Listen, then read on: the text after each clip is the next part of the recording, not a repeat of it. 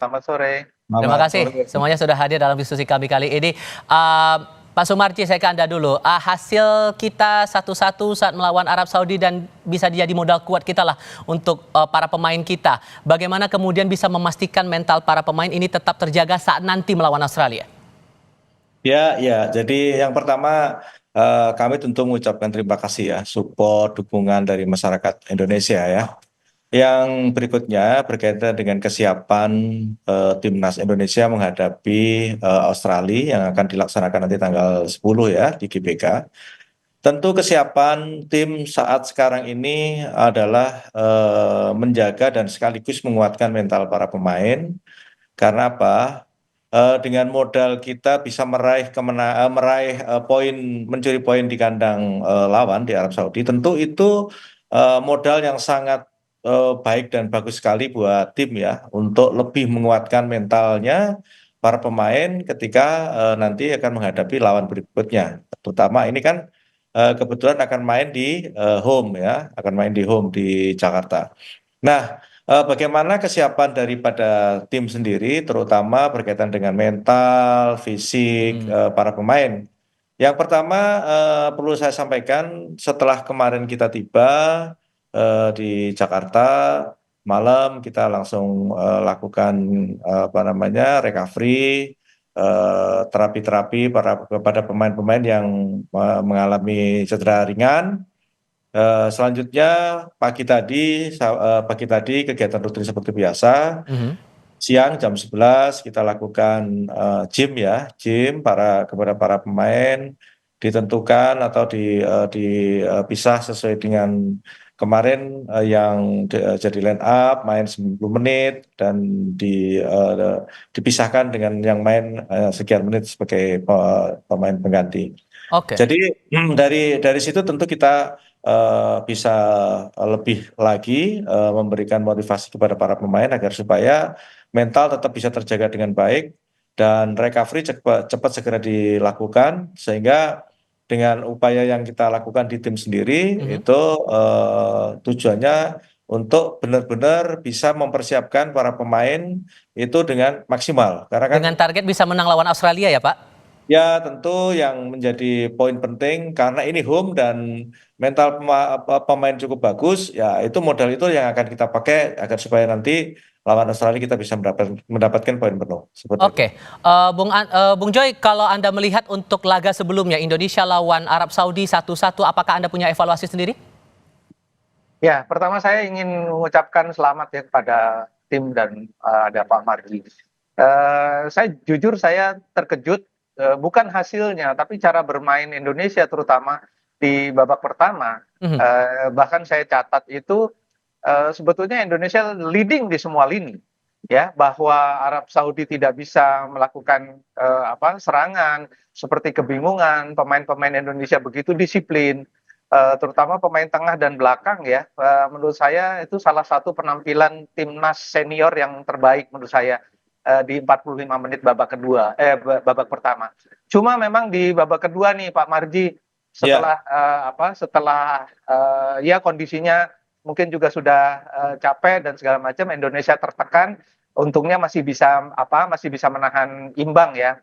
Tapi catatan saya memang pemain lapis kedua ini harus ditingkati nih Pak Marji, karena menurut saya pemain lapis kedua ini levelnya sedikit di bawah yang starting line up kemarin. Dan itu betul. menurut saya bukan tugasnya Pak Marji, tugasnya Pak Sintayong Tayong. ya, untuk menaikkan level, karena kan kita punya Marcelino Ferdinand, punya Hoki Caraka, punya Ramadan Sananta tuh sebetulnya kan yang terbaik sekarang gitu loh. Oke. Tapi saya lihat kok di bawah Sintayong ini progresnya kok agak lambat.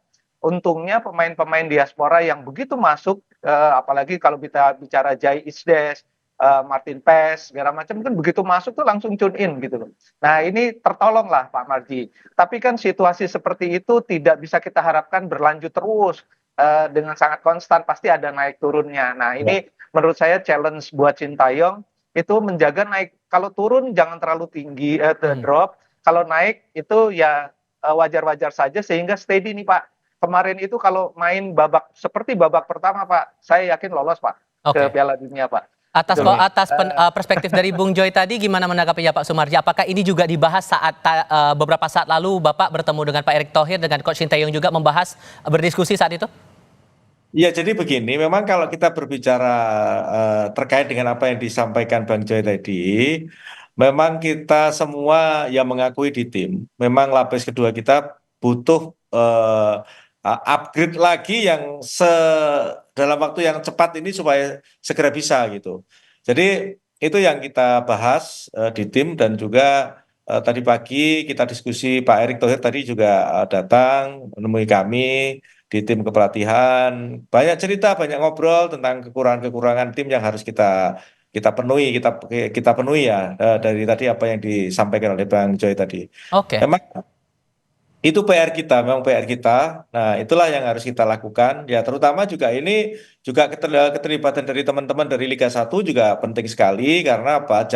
Jam bermain pun juga harus ada dan gitu loh. Jangan sampai jam bermain timnas yang bermain di Liga 1 ini juga berkurang. Kalau itu berkurang juga pengaruhnya juga cukup cukup oke. cukup besar sekali di timnas. Saya kira Bang Joy Pak juga Marji, sama dengan sorry, saya kayaknya itu. Pak Marji, sebagai pelatih kepala tim nasional, apakah Sintayong tidak punya akses ke pelatih-pelatih Liga 1 itu, Pak? Karena kan kalau yang Nah, saya tahu ya, di hmm, Jerman itu, yang namanya pemain nasional, begitu dia kembali ke klub itu kan aset, Pak.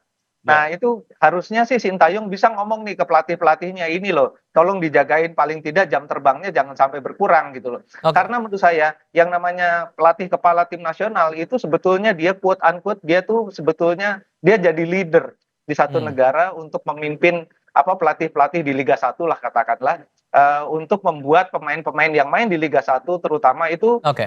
progresnya kelihatan gitu loh Pak Marji. Ada ya, tanggapan, ya. Pak Sumarji? Ya, ya, jadi begini. Itu sebenarnya sudah dilakukan oleh Coach Sintayong ya. Bisa dilihat sendiri ketika beberapa klub bermain di Liga 1, Coach Sin langsung Oke. datang dan juga tentu itu tujuannya untuk itu sebenarnya. Tujuannya untuk itu, untuk bisa mengkomunikasikan itu hal yang kurang. Nah, tadi juga bagian terpenting yang disampaikan oleh Pak Ketua Umum juga ke saya juga sama.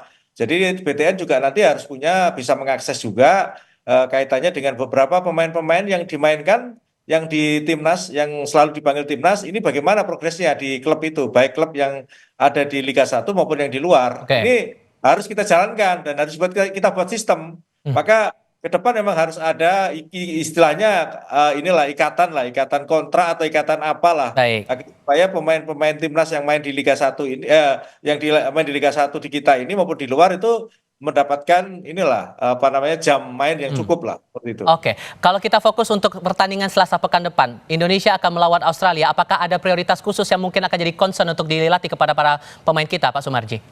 Jadi begini, kalau kaitannya dengan lawan Australia, kita itu sudah mempunyai jadwal sesuai dengan yang sudah direncanakan dari jauh-jauh hari. Dan yang perlu kita ingat bahwa saat sekarang ini kalau kita ngomong pemain diaspora seperti apa yang disampaikan oleh Bang Jaya tadi kan ya memang sangat mudah kita di dalam memberikan materi kepada para pemain untuk bisa melakukan hal-hal yang terbaik gitu. Nah, itu yang kita lakukan. Jadi Hmm. kalau kita ngomong soal apa-apa yang berkaitan dengan kesiapan apa yang akan kita lakukan, semuanya sudah kita lakukan dengan sebaik-baiknya. Ya harapannya ya memang kita kepingin dapat poin penuh gitu. Oke. Kalau Bung Joy melihatnya dengan riwayat kita 1 dari 19 kali head to head lawan Australia ini kita yang menang, apa tantangan yang perlu diantisipasi terutama untuk kekuatan dari pihak Australia sendiri agar kita bisa Ya, menang? yang pertama confidence Indonesia kan lagi tinggi-tingginya nih. Cuma saya bilang jangan terlalu over juga karena itu biasanya akan jadi bumerang. Dan harus diingat Australia kemarin memang kalah lawan Bahrain, tapi mereka mendominasi permainan.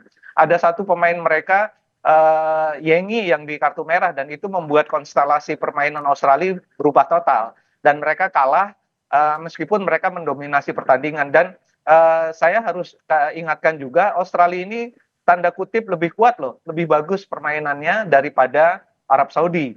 Tapi Indonesia punya nilai plus yang lebih banyak menurut saya. Menahan Arab Saudi di Jeddah, confidence lagi tinggi dan terutama main di GBK. Hmm. Ini yang akan membuat situasinya akan berubah sama sekali ya.